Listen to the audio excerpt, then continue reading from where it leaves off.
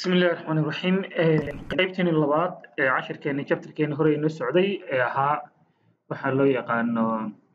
natural history of disease and levels of prevention ka cashirka ku saabsanaa aynu insha Allah aynu sii wadi doonaa marka xanuunada laga hortagayo waxaa loo qaybiyaa marka afar qaybood inaga saddex maalin kusoo gudbin doonaa primary prevention secondary prevention and tertiary prevention laakiin inta badan waxaa la isticmaalay dunida horumartay afar qaybood loo qaybanaya apply garayaan kaasoo ah primordial prevention oo intuusan waxba dhicinba xanuunba uusan iman sidii looga hortagi lahaa ah marka qaybahaas kala duwan insha Allah ku socon doona eegi doonaa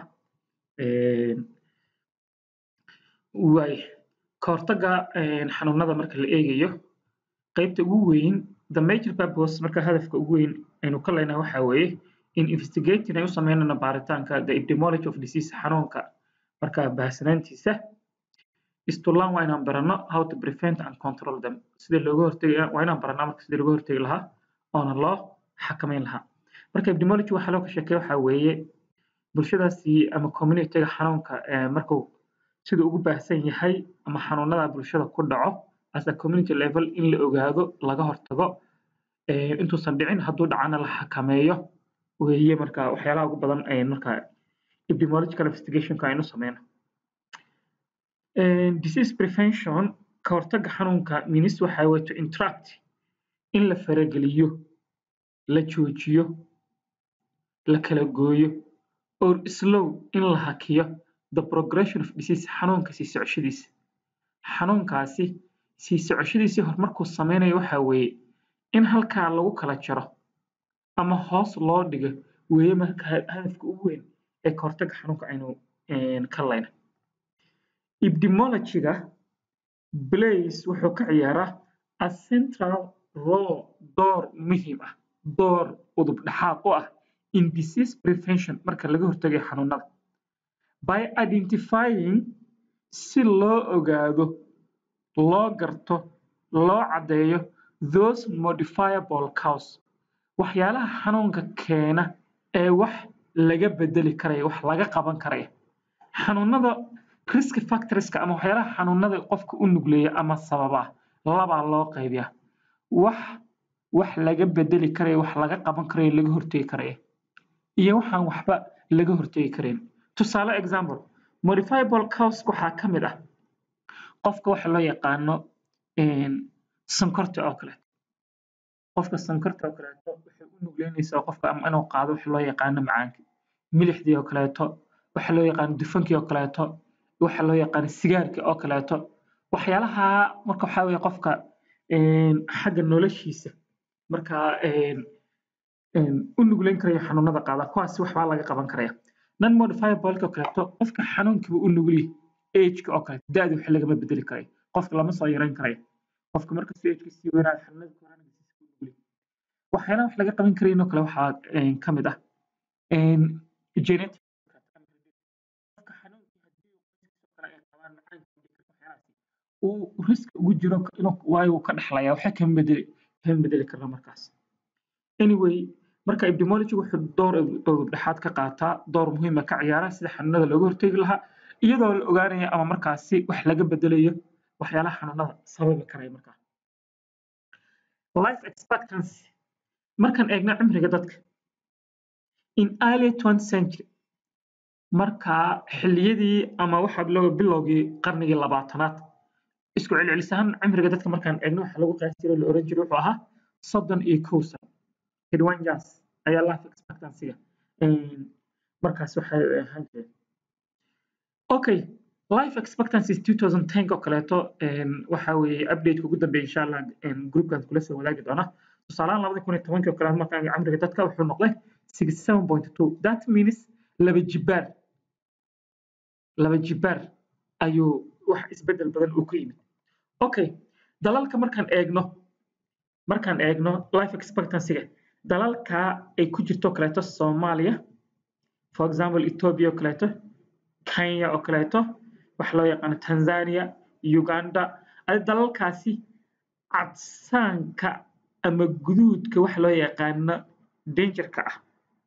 markaan eegayno red black baa la yidhahdaa red black dalalkaas waa dadka cimrigooda ama life expectancy-gooda uu ka yaryahay kontonka markaad Africa markaad majority-ga inta ugu badan waxaa weeye waxay ku jiraan less than 50 50 plus waxaa la yidhahdaa waa casaanka ah waxa loo yaqaano red-ka ah lixdanka dadka life expectancy waxa loo yaqaano uu ka sarreeyaa la yidhahdaa adduunka inta badan marka aragtid qaaradaha Yurubta iyo Asia waxyaalahaas in badan baa ku jirto 70-ka waa waxa loo yaqaano yellow-ga green-ka waa qaybta biyaha waxaa iyadana noocaas waa dadka 75-ka cimrigooda marka life expectancy uu ka badan yahay 80-ka waxaa la yidhahdaa waxa loo yaqaano dark yellow-ga marka waa dalalka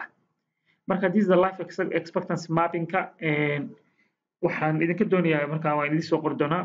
key update-ka ugu dambeeya insha Allah okay the whole map will have been dark red 100 years ago boqol sano ka horeeya maapka ama qariirada dunida dhan marka la eego casaankaas ayuu ahaa markaa okay what is the secret of this dramatic shift waa maxay sirta ka dambeysa isbeddelkan baaxadda weyn leh maxaa weeye boqol sano ka hore cimriga dadku wuxuu ka wada hooseeyey konton marka waxa loo yaqaano haddana waxaa la yidhaahdaa waxaa weeye isbeddel xoogan baa dhacay laba jibaar in ka badan marka maxaa ka dambeeya what can we do to ensure maxayn samayn karnaa si ayn ugu xaqiijino the areas meelaha in the red waxa loo yaqaano casaanka ah or dark red ama casaanka madow ah to become inuu noqdo green markaa akhtar that means life expectancy dadka inuu ka sarreeyo 75 maxayn kaga dhigi karnaa that everyone in the world enjoys taasoo qof kasta oo dunida ku nool uu ku raaxaysan karay markaa the same long life expectancy cimri isku mid ah si isku mid loo soo wada gaaro si loo waxa nolosha cimriga dadka isku wada mid ay u noqon karayaan maxaynu sameynaa ayaa la isweydiinayaa okay taas idinkaa kasoo jawaabi doona the definition of prevention markaan eegayna qeexitaanka ka hortagga haddaba prevention ka hortag maxaa lagu qeexaa actions waxaa la yidhi waa ficilo aimed markaa loogala jeedo ama hadaf looga leeyahay at eradicating in la ciribtiro eliminating la baabi'iyo or minimizing in la yareeyo the impact saamaynta of disease markaa cudurka ama xanuunkii and disability oo curyaannimada marka waxaa ka hortag waa ficilo ulajeedadiisa ama hadafkiisa ay tahay ficiladaasi sidii loo ciribtiri lahaa ama loo baabi'in lahaa ama loo yareyn lahaa saamaynta xanuun uu inagu yeelanaya markaa inagu leeyahay ama curyaannimada uu inagu keeni karaya that's waxa weeye marka fikirkaas waa fikirka la leeyahay aynu waxaan ka hortagno intuusan wixin dhicin oo uu nagu yeelan waxa loo yaqaano baaxad ama saamayn aad u weyn ama qofku u curyaamo ama u dhiman bal waxaan isku daynaa xanuunada noocaas ah in laga hortago tusaale ahaan qofkii in lagu yiraahdo qof kasta oo 30 sano ka weyn in lagula taliyo inuu milixda iska yareeyo inuu sonkorta iska yareeyo inuu dufanka iska yareeyo oo dhammaantood in moderation uu markaa xaddi kooban ama dhexdhexaad oo qofka oo ka isticmaalo ama iskaba joojiyo iyo waxaa loo yaqaano saddexdaas ka yareeyo in lagu yiraahdo saddexna kordhiso waxaa loo yaqaano biyaha cad qofka biyaha inuu cabo maalintii 3 litir iyo ka badan inagoo weli u sheegayno sharaxayno ka oranayno bal qaabka ku cabi karto xilliyada cunnada kaliya ma ahane markasta oo weysaysato 2 koob biyo iska cab aroorta hore kale markaa soo kacdo litir biyo kale iska cab caloosha socodsii cunnada baalka la isticmaal khudradda cagaaran isticmaal socodka badi marka qofka dadkii si ay noocaas ugula talina markaa si xanuunada waaweyn oo coron disease ugu samaysmin anyway the concept of prevention marka fikirka ka hortagga is best divided waxa sida ugu wanaagsan lagu qeexi karay waxa weeye in the context of levels heerarka uu ka koobay traditional beriga hore college waxa la oran jiray primary prevention, secondary prevention, tertiary prevention, ka hortagga koowaad, ka hortagga labaad, ka hortagga saddexaad. Marka in qaabkaas loo qeexo ay isugu xiran yihiin ama ka kooban yihiin ayaa wanaagsan baa la yidhaahdaa.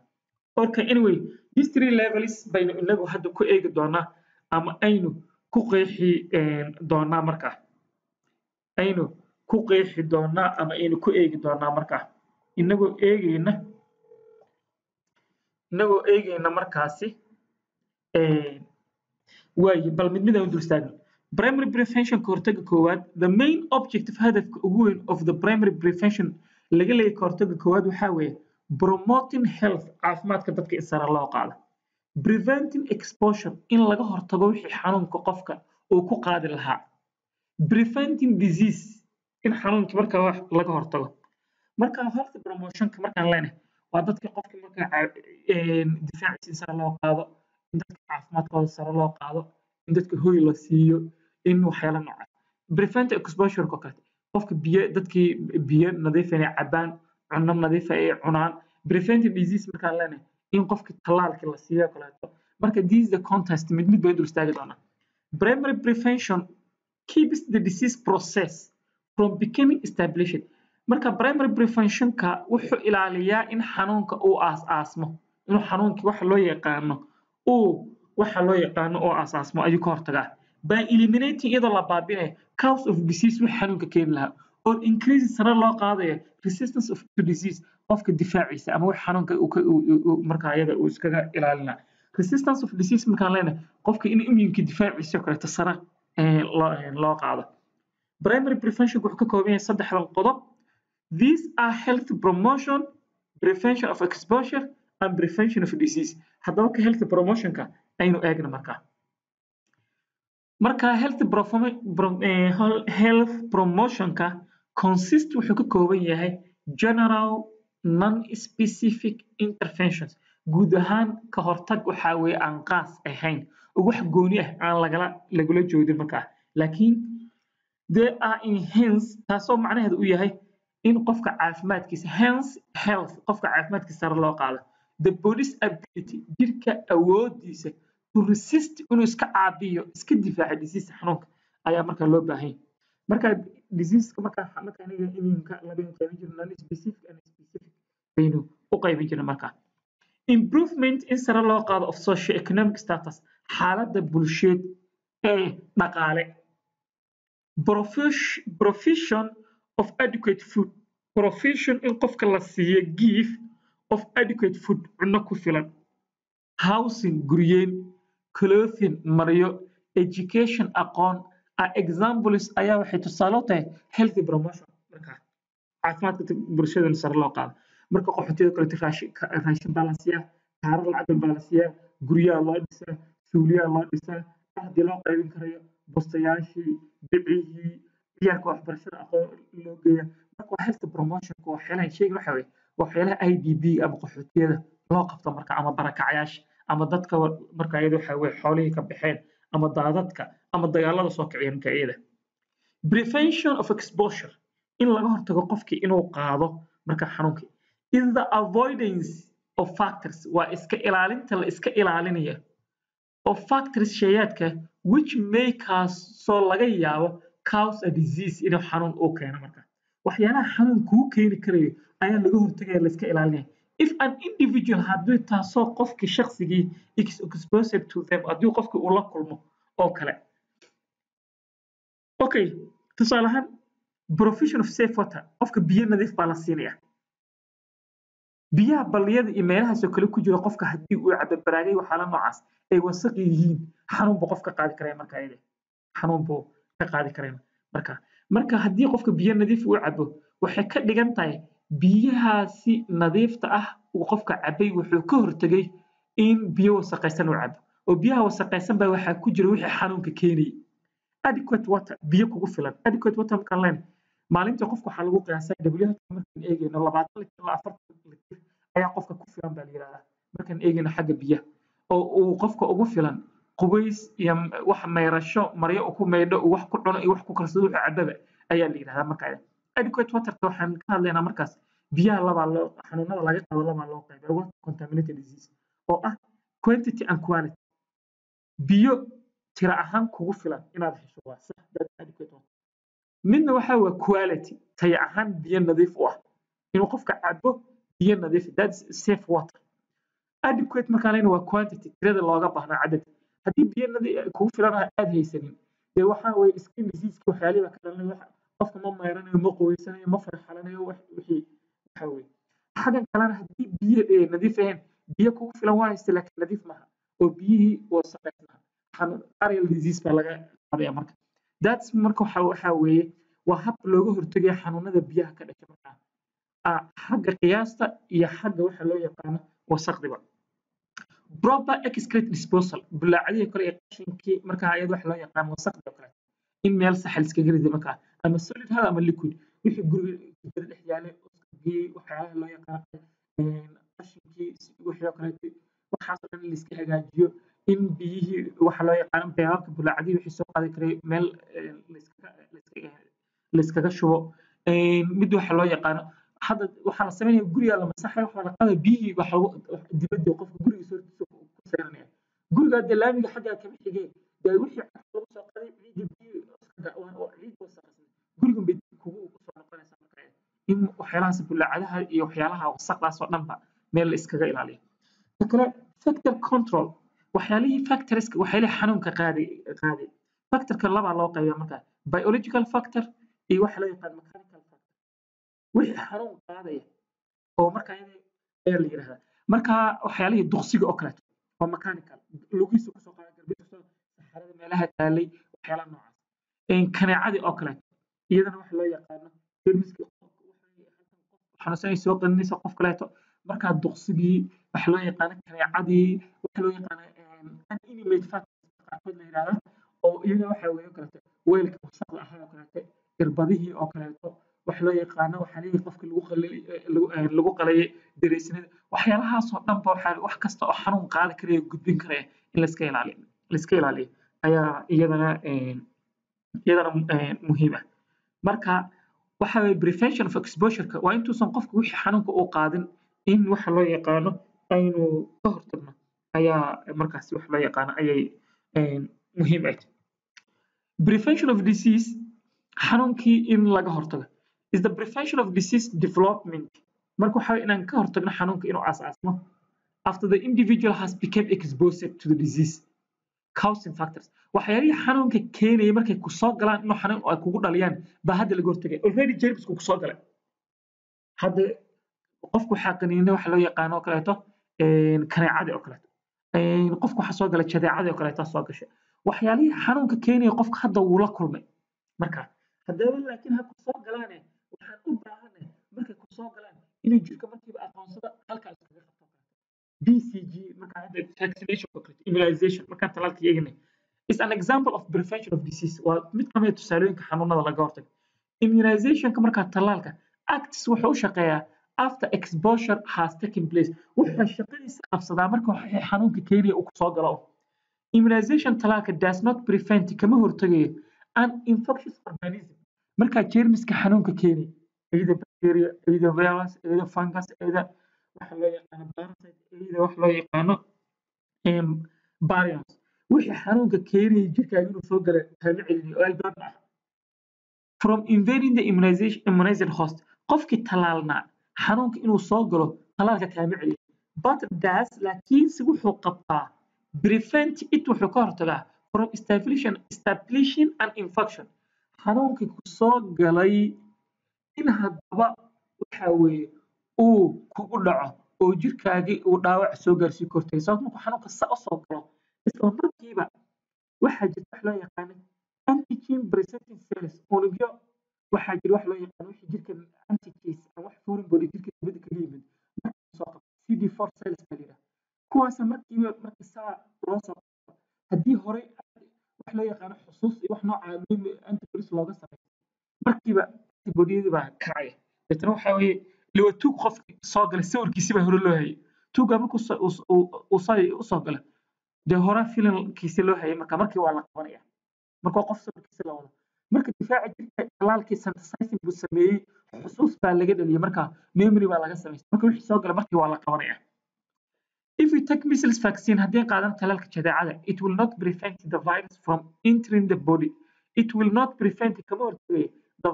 viruska from entering soo gala the body jirka, but it prevents wuxuu ka hortagaya the development of infection disease inuu xanuunkii asaasmo.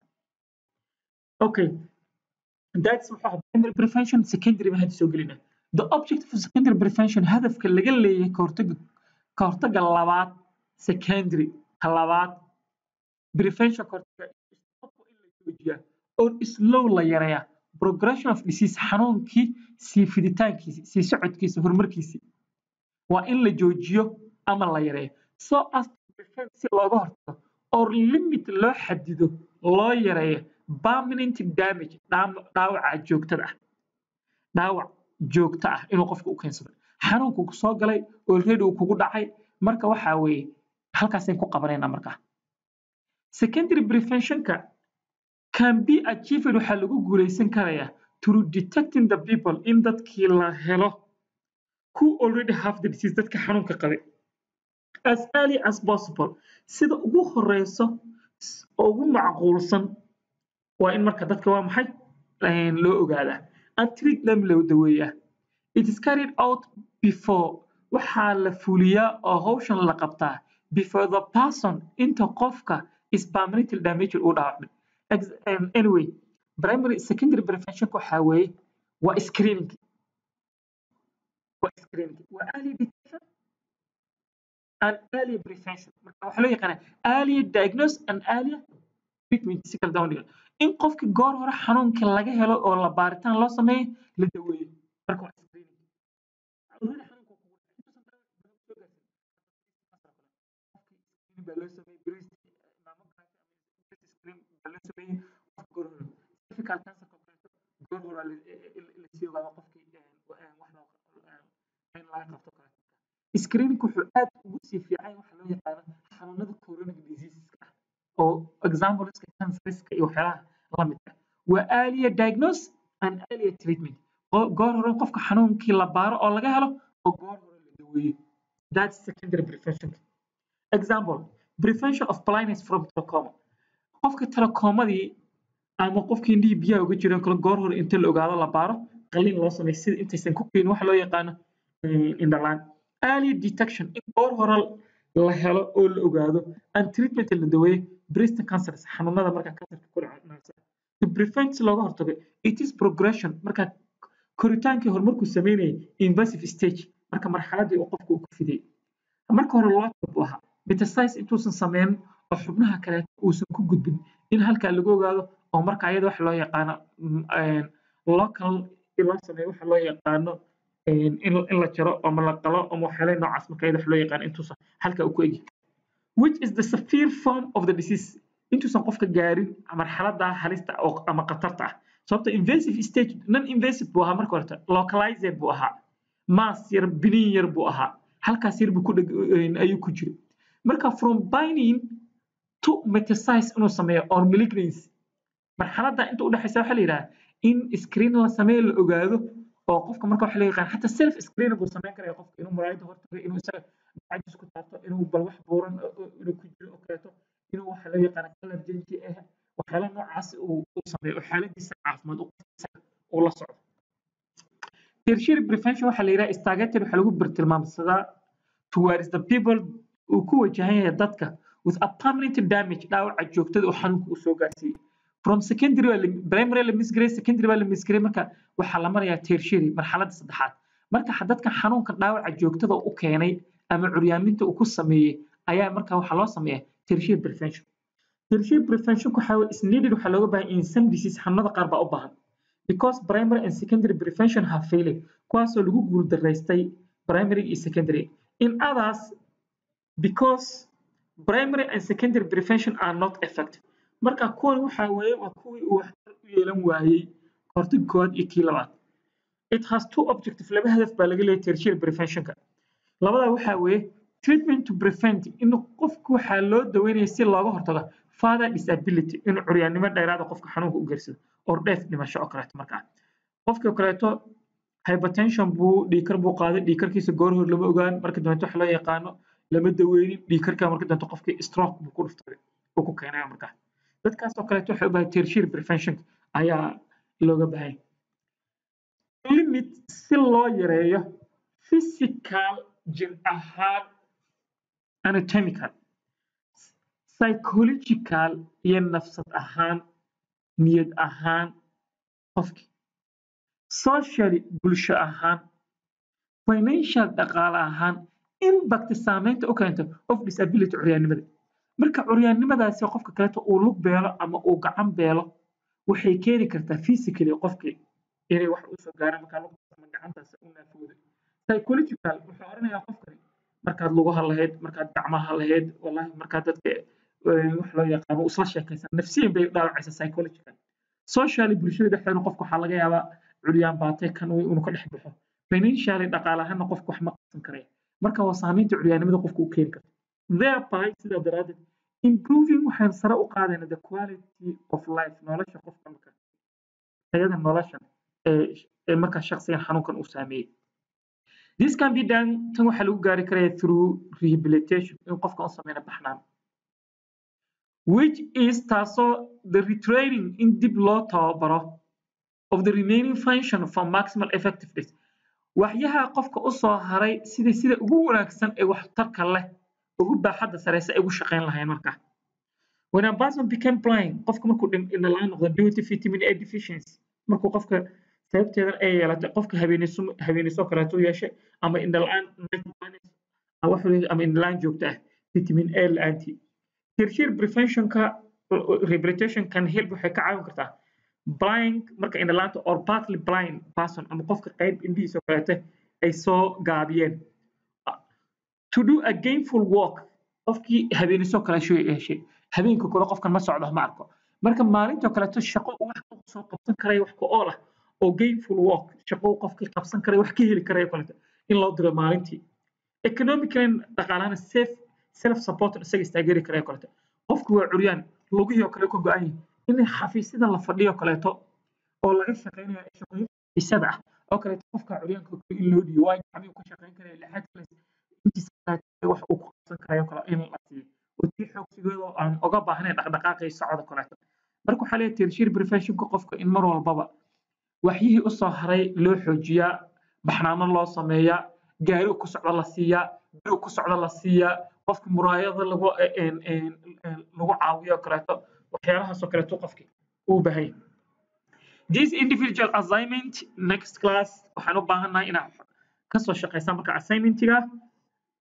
glass kale intaan la gaarin think waxaad ka fikirtaa two examples laba example each of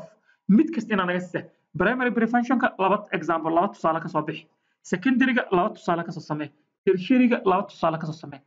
xanuun baad qaadanaysaa xanuunkaas waxaad oranaysaa wax loo yaqaano primary preventionkiisa muxuu secondarygiisa muxuu tertiarygiisa muxuu tusaale ahaan waxaad soo qaadanaysaa wax loo yaqaano hypertension oo kale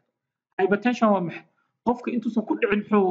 maxaa la samayn karaa primary prevention before exposure intuusan qofka qaadin oo kaleeto haddii uu qaado qofkii maxaa la samayn karaya in goor hore la ogaado goor hore la daweeyo marka hore waxaa qofka soco waxyaalaha risk factors oo kaleeto hilibka cas iska daa milixda waxyaalahan oo kale nolosha fadhiidka ah waxaasan kula talinayna wuuba ku dhacay wuu qaaday in goor hore la ogaado qofka dawada uu joogto isticmaal complication ku kan stroke ku dhuftay strokeaasi tertiary prevention in qofka marka ay wax loo yaqaano physiotherapy loo sameeyo in biro ku socdo waxaas go ahead tag soo sameeyo waxa loo yaqaano laba xanuun soo qaado xanuun kasta waxaad marisaa this is primary this secondary this tertiary thank you very much halkaasi okay why practice prevention waa maxay sababta aynu ugu dhaqanno u samaynayno wax loo yaqaan ka hortag maxay uga baahannahay ka hortag the world is healthier than dunida markaan eegno the world is markaan eegayno waxa loo yaqaano dunida markaan eegayno is healthier than way ka caafimaad badan tahay has it ever been berigi hore marka loo eego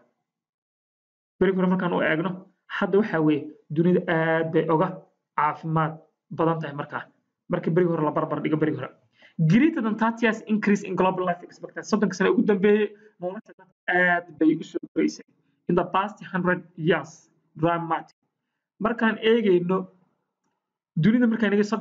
soddonkii sano ugu dambeeyey marka la eego waxa weeye aad cimriga dadka uu soo fiicnaanayay horumar usoo sameynayay marka loo eego boqolkii sane ee ugu dambeeyey boqolkii sano soddonka sane ugu dambeeyey dunida waxaa weeye cimriga dadka uu soo siyaaday weliba si baaxad weyn. This cannot be attributed tan keliya kama qayb qaadan mainly advance in clinical medicine horumarka laga sameeyo xagga caafimaadka oo keliya in shaybaadhida casriga ahaa kombiyuutarada casriga ahaa dawooyinka casriga taasoo keliya kama qayb qaadan but improved laakiin waxaa horumaray preventive practice hortagi waayo xanuunkan corona brigadeed markuu dhacayo kaleeto xagga dawada wax lagama qaban markii la qayliyo la yiraahdo dadkii oo kaleeto farxasha afka xidha waxa loo yaqaano kala fogfogaada marka iyada wixii lagu qayliyo de hortagii oo kaleeto aad loogu dhaqmay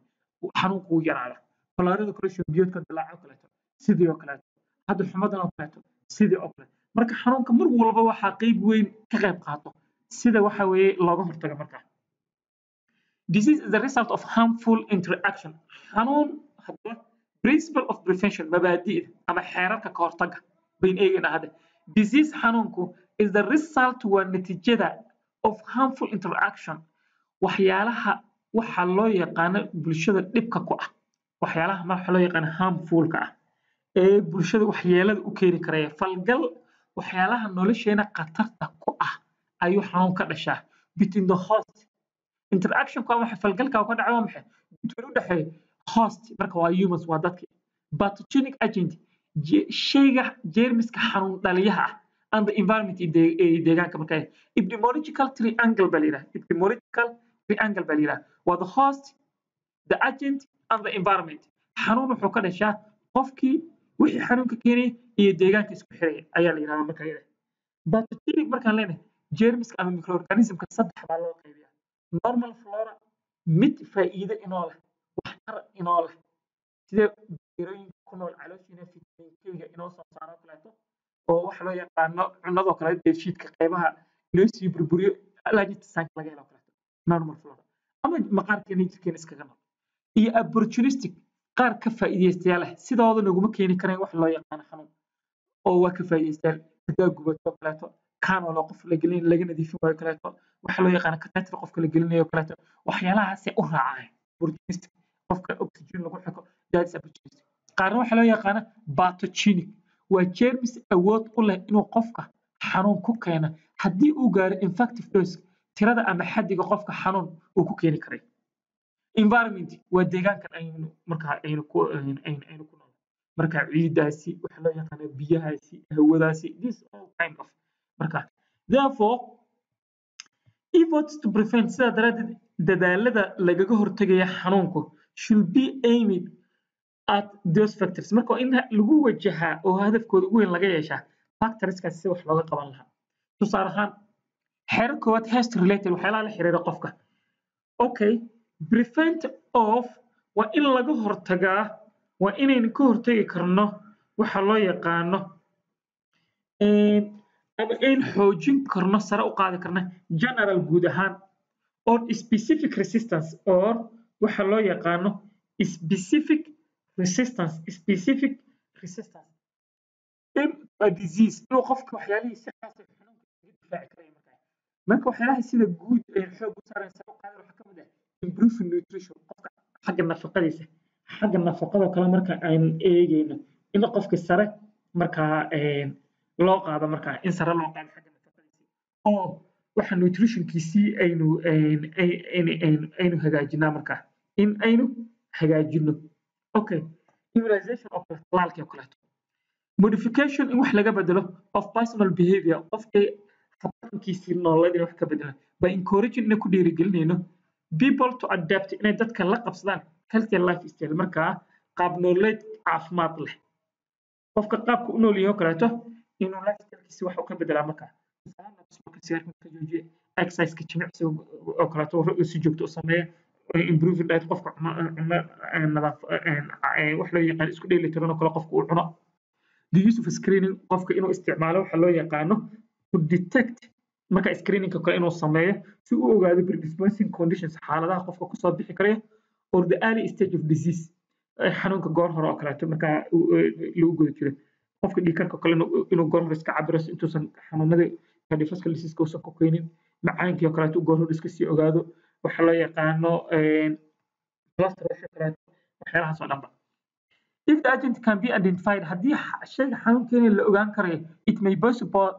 may be waxaa suurtagal ah possible waxaa suurtagal ah oo macquul ah to remove meesha laga saaro oo destroy la baabi'iyo it is source marka isha laga qaaday. Controlling buffing tuberculosis in la xakameeyo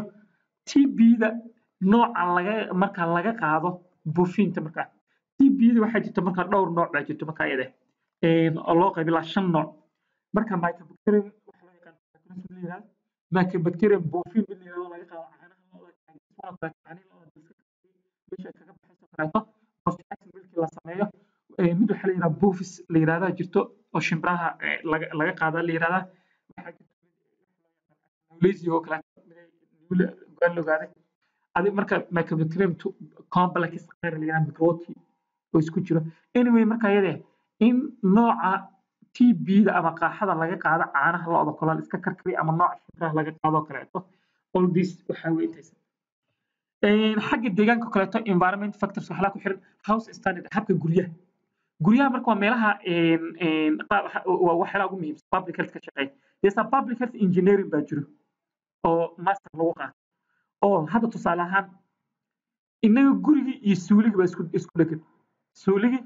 iyo guriga ee wax loo yaqaan kitchen marka waxaas oo nadaafad daro ventilationkiisa guryaha la sameynayo oo kale biyaha oo kale wax loo yaqaan suuliga oo kale inay qaarkood ka talaalayeen oo kale marka halka biyaha guriga laga gelinayo guriga horta marka koowaad halka la degayo technique ama guriga laga sameynayo waa muhiim mar labaad biyaha sida loo gelinayo marka saddexaad suuliga inay ka jiraan isku dhagan bulaacadaha oo kale marka heerka guriyeyntu waa very important nutrition xagga wax loo yaqaan nafaqada cunada oo kale working conditions xaaladaha lagu shaqeynayo water supply isku kale meelaha biyaha laga cabeeyo laga helayo oo kaleeto sewage disposal qaabka bulaacadihi oo kaleeto ama wixii loo yaqaanay loo qaabeynayo food hygiene nadaafada cunada tan golden hygiene waxa jirta 10 qodob oo nadaafada cunada la xidhiidho oo WHO golden opportunity la yiraahdo golden standard ka ay tixgelisay elimination in la baabiyo of factories marka shayadka marka xanuunka keeni karayo to prevent the spread of malaria tusaalaan kaleeto kaneecada kaleeto ama yellow fever marka kaneecadii shilintii kutaantii waxyaalaha factorieska wax gudbin karayo duqsigii waxaas oo dhan ba marka tuberculosis maqaaxada marka laga bariga horeeto waxa la yiraahdaa 1860kii dadka u soo dhacayo waxa lagu qeysay 350 qof kun wax loo yaqaan 1870kii way soo yaraatay 1880kii Robert Koch identified tuberculosis in 1980kii ninka loo yaqaan Robert Koch scientistiga ahaa waxa loo yaqaan cilmigan microbiology-ga baaxad aad u weyn loo kaleeto sida koleerada sida TB-da sida anthrax-ka talaaladooda waxyaalo badan ninka ka soo qayb qaatay 1989 hoos u yimid markii bacteria germska xanuunka keenay la ogaaday bacterium tuberculosis la helay 1900 hoos soo dhacday 1910kii hoos 1920kii hoos 1930kii hoos ilaa markii dambe laga gaaray 1950kii wax loo yaqaan 40kii waxa la soo saaray bacteria baasha loo yaqaan streptomycin ayaa soo saaray marka antibiotic la soo saaray protein synthase inhibitors group acid marka antibiotics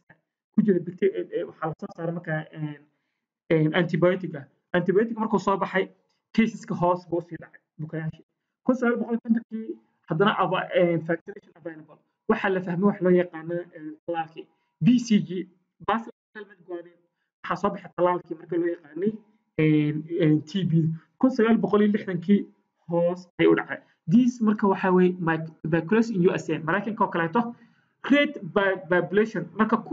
boqolkii kun ee qofba waxa loo yaqaan bariga 350 300 250 250 ilaa marka danta u cirtan marka mar walba xanuunka la fahmaa waxa weey sidan hoos dhac u yimid tuberculosis in the USA marka eegna Mareykanka the rate of TB marka xaddiga marka cudurka qaaxada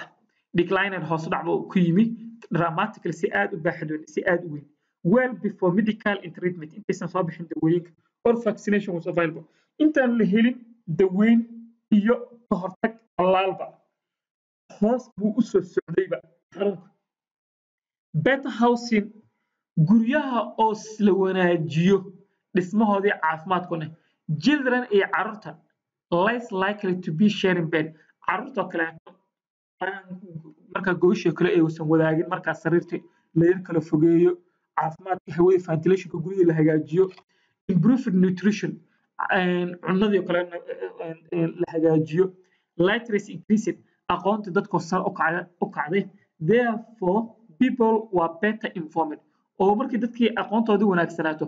dadkii xanuunkii bay fahmayaan marka waxyaalahaasa ka qayb qaatay in uu wax loo yaqaano marka iyada TB ay hoos u dhacdo another example death rates marka xaddiga dhimashada xaddiga waxa loo yaqaano dhimashada measleska marka wax loo yaqaano jadeecada xaddiga dhimashada ee jadeecada markaan eegno carruurta ka yar ee Ingiriiska iyadana waxa loo yaqaano balaayiin halkii milyan oo qof oo kaleeto mise dhiman jira la yiraahdo marka 1400 1200 1800 400 marka 1980kii wax loo yaqaan 1850kii waxa 1200 ba halkii milyan carruur dhiman jirtay 830 hoos u soo dhacay 1890kii 1910kii 1930kii halkaas waxa bilowday wax loo yaqaan hoos u dhac fara badan kadib marka wax loo yaqaan 1970kii waxa soo baxay immunization began talaalkeedii baa la helay talaalkii ayaa la helay markaa MMR measles mumps rubella ama iyadoo kaligeed wax loo yaqaan measles kaligeed markaa halkaas talaalkeed marka la ogaaday xanuunka hoos dhac badan buu ku yimid at the same time hadana wax loo yaqaan measleski waxa boosting baa lagu sameeyay dhoos labaad kii marka la sii helay waxa loo yaqaan hoos dhac fiican buu hadana ayuu sii yeeshay marka xanuunkii jadeecada marka ayade in uu meesha uu ka sii baxo haddana waa la sii kordhiyay waxa la yiri carruurta 9 bilood jadeecada lagu talaali karay haddii outbreak uu dilaaco in 6 biloodba qofka uu talaalka ilmihii lagu siiyo marka ayade smallpox cudurka ama xanuunka loo yaqaan furuqa 1967 15 milyan oo qof ayaa xanuunka qaaday 2 milyan baa u dhimatay millions kaleeto ayuu wuxuu kaga tagay marka malaayiin kaleeto wuxuu kaga tagay left disfigured marka foolxumo oo wajiga kaleeto furuqi furan ka soo yaacay oo kaleeto uu kaga tagay or blindness ama indhalaan cudurka furuqa 1967 2 milyan baa u dhimatay niri 1980kiina small box xanuunka furuq was officially si cad marka ayaa declared loogu dhawaaqay eradicated in la ciribtira marka si official ah lisla wada ogyahay la waafaqsan yahay ayaa waxaa loogu dhawaaqay in xanuunkan la ciribtiray the World Health Organization hay'adda caafimaadka adduunka ayaana ku dhawaaqday marka without vaccination talaalaan an estimated waxa lagu qiyaasay 350 milyan oo dad ah will have been infected oo xanuun ku dhici lahaa in the past 20 years 20 sano u dambeysay with an estimated iyada lagu qiyaasay 40 milyan ee dhiman lahayd halkii uu xanuunka ku dhacay waxa loo yaqaano 15 milyan 350 milyan baa ku dhici lahaa haddii talaal jirle halka 2 milyan u dhimanaysana 40 milyan baa u dhiman lahayd qofka ugu dambeeyay ee furuq laga daweeyaa wuxuu ahaa waxa loo yaqaano nin Soomaali ah ku nool jubbada dhexe ama shabeellada hoose ku nool waliba waxa loo yaqaano wuxuu qaas ahaan wuxuu ku sii noolaa la yiraahdaa gobolka waxa la yiraahdaa wuxuu ku sii noolaa gobolka la yiraahdo magaciisa waa iga maqan insha Allah groupka kula soo wadaagi doona ninkaasi xanuunka ka badbaaday wuxuu u shaqeeyay waxa loo yaqaan hay'adda WHO wuxuuna qaabilsan madaxa kaambeynka measles wuxuuna dhintay 2000 iyo waxa loo yaqaano 2013 ayuu dhintay I will share with you in the group marka insha Allah groupka in kula soo wadaagi doona magaciisa waxba what are the most common causes of death in the world waxayna xanuunada ugu fara badan maanta dhimashada dadka ku keena xanuunka tobanaad kaalinta tobanaad waxa ku jira prematurity carruurta ku dhashay dhiciska and low birth weight iyo miisaanka yar carruurta ku dhasho waxa loo yaqaan miisaanka yar ama waxa loo yaqaan prematurity waxa carruurta sadkooda aan dhamaysan dhiciska 7 bilood ku dhalayga ah low birth weight waxa carruurta miisaankooda uu ka yar yahay 2 kiilo iyo wax loo yaqaano badhka kuwaasaa loo sii kala qaybiyaa la yidhaah low birth weight extreme low birth weight very extreme low birth weight groupka labaad waxa la yidhaha road traffic accident waxaa kaalinta 10aad 9aad ku ciyaaraya ku jiro shilalka gaadiidka kaalinta 8aad waxaa ku jira trachea bronchus and lung cancer kansar ku dhaca hawo-mareenka markaa hunguriga waxa loo yaqaano hawada iyo tuubooyinka hawada qaada iyo sanbabada ku dhaca kaalinta 7aad waxaa ku jirta cudurka qaaxada tuberculosis kaalinta 6aad waxaa ku jira HIV AIDS-ka kaalinta 5aad xanuunada shubanka diarrheal disease kaalinta 4aad xanuunada loo yaqaan chronic obstructive pulmonary disease la isku yiraahdo asthma COPD ga xanuunadaas ayaa ku jira markaa kaalinta 3aad lower respiratory infection xanuunada ku dhaca hawo-mareenka hoose more especially pneumonia iyo waxyaalaha la midka ah kaalinta 2aad stroke and other cardiovascular disease xanuunada waxa loo yaqaano faaliga iyo xanuunada wadnaha ku dhaca ka koowaad waxa ku jira xanuunada ku dhaca xididada wadnaha markaa disease waa tobanka xanuun ee ugu waxa loo yaqaano dhimashada ugu badan okay isagoo update ah insha Allah wala soo wadaagi doona epidemiological transition isbedelkan xagga epidemiology-ga maxaa keenay has been noted in most countries in the world both developed and non-developed waa inuu ogaadaan marka dalalka adduunka oo dhan kuwa horumaray iyo kuwa waxa loo yaqaano aan horumarinba ama dalalka barwaaqa sooranka ee dalalka faqriga ama kanina developed countries dalalka horumaray barwaaqa sooranka la yiraahdo developing dalalka soo koraya dunida saddexaad ee faqriga ah the rate of nearly xaddiga ku dhawaad marka waxa loo yaqaano all infectious disease xanuunada faafa oo dhan is reduced xanuunada dhammaan infectious disease oo dhan la kala qaado xanuunada faafo la isqaadsiiyo jeermisyada ay keenaan adduunka hoos buu u dhacay life expectancy rise nolosha dadka cimriga dadka sare u soo kacay cardiovascular disease xanuunadii ku dhacay wadnaha iyo xididada dhiigga kansarkii iyo other coronary disease xanuunada kale daba dheeraada become more common ayaa hadda soo kordhay xanuunada infectious-kan ka adkaanay kuwii kale waxa loo yaqaan waa maxay ayaa hadda soo koray marka non communicable disease 100 years ago the medical treatment of infectious disease was limited 100 sano ka hor xanuunada faafa ama jeermisyada keenan daweyntooda waa iska xakameysneed waa iska koobneed unsatisfactory dadkana kuma qanacsanayn likewise sidoo kaleeto today maanta many of the treatment